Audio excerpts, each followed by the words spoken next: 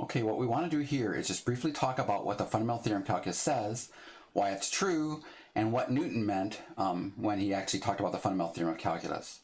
Remember the situation. The situation is we have a rate graph that looks something like this, has a starting time A, has an ending time B.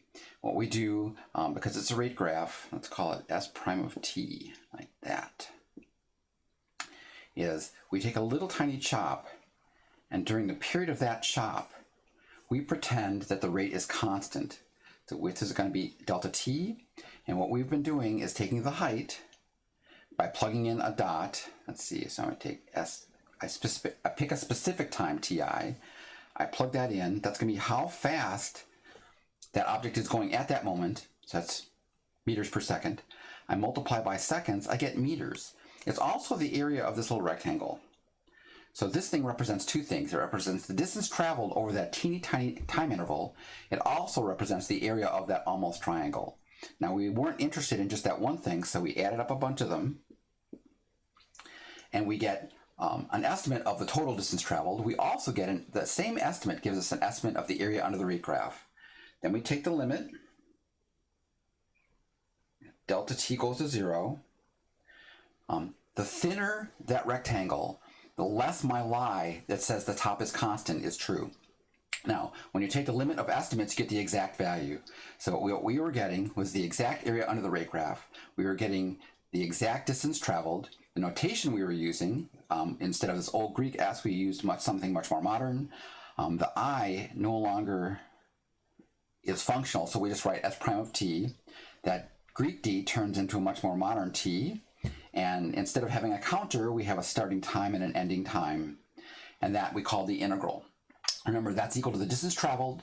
That's equal to the area under the rate graph. That's not the fundamental theorem of calculus yet. Here's the fundamental theorem of calculus part 1. Let's look at this.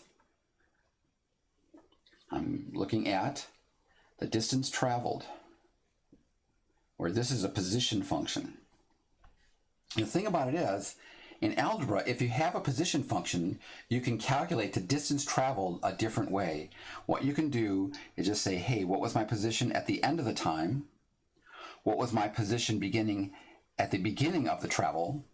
And then you just subtract the two. So the right-hand side is an algebra way if you have the position function of calculating the distance traveled. The left-hand side says if you only have the rate graph, that's the distance traveled. And the conclusion we see here is called the fundamental theorem of calculus. It does say that the area under the rate graph doesn't appear anywhere in the graph. It does say the distance traveled is equal to this minus this, as long as you can actually find a position function. Now that's the fundamental theorem of calculus part 1. Part 2 is something that Newton noticed. I'm going to throw the a on the other side and then switch sides, so I can just write down s of b equals s of a plus a to b s prime of t dt, like that. Now I would interpret this as your position at b o'clock is equal to your position at a o'clock plus the change in your position. I haven't really made anything. What Newton noticed, and he was one of the first people to actually start doing this in math, nowadays math is full of this, is b can be anything.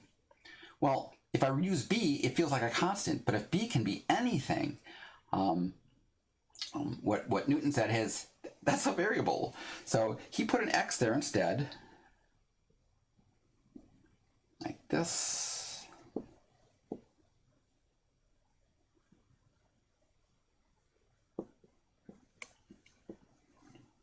And he came up with this. Now, why is that significant? It's significant because the left-hand side is a function. And fact is, it's the original function. This says the original function can be found at any point by knowing a starting point and knowing how to calculate the difference. In terms of making a table, this says we can make a table of the position at x by knowing where we were at the very beginning and being able to calculate the area under the rate graph. When they say that Newton created or invented calculus, this is exactly what they mean.